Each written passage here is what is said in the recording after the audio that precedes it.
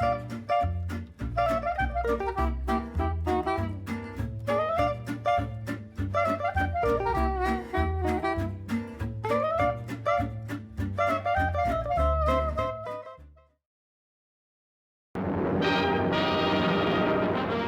seaplane named China Clipper made the first trip. The publicity for that flight caused all flying boats on that air route to become known popularly as China Clippers. When a giant four-motor, 26-ton flying boat takes off.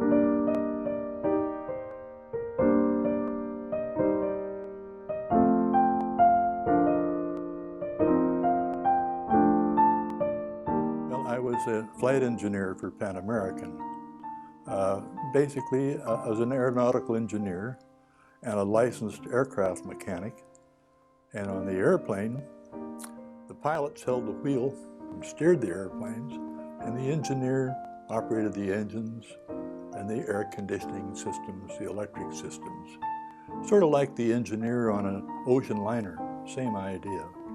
But with a big four-engine airplane, there were so many complicated systems that the pilots didn't have time to fool with that. They just flew the airplane, and the engineer took care of the chores.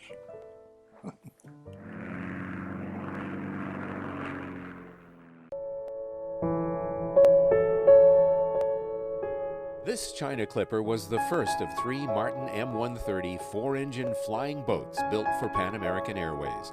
It was used to inaugurate the first commercial trans-Pacific air service from San Francisco to Manila in November 1935.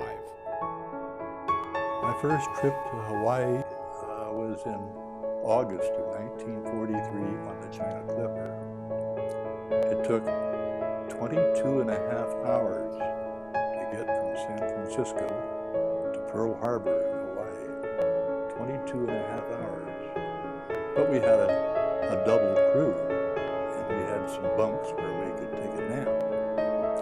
But it was still a long, long ride. Yeah. The initial flight carried only airmail. Passenger service began in October 1936 with 3 Clippers. They flew from San Francisco Bay to Pearl Harbor, Midway Atoll, Wake Island, to Guam, and to Manila Bay. That took 6 days of approximately 60 hours of flying time at a cruising speed of 130 miles per hour.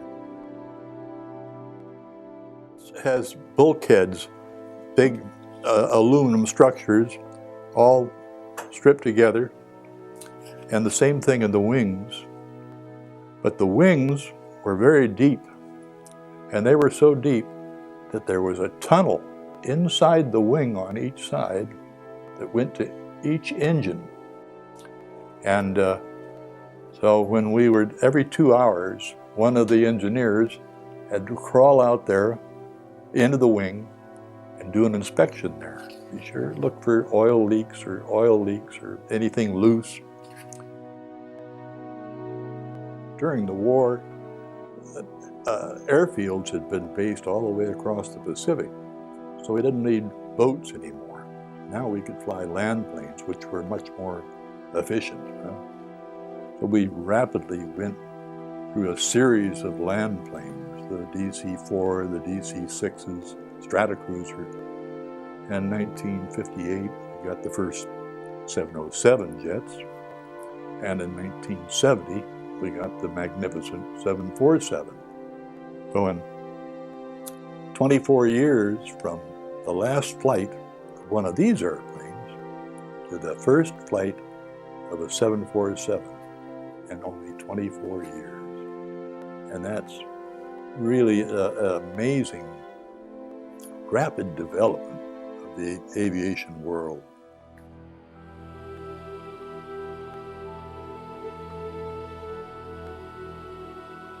The China Clipper remained in Pan Am service until January 8, 1945, when it was destroyed in a crash in Port of Spain, Trinidad and Tobago. After the plane's fuel tank fully fills, it cannot fly immediately until the weight and balance settles. In this case, the impact broke the hull in two. Well, the plane was coming in for a landing, and it was a very severe storm.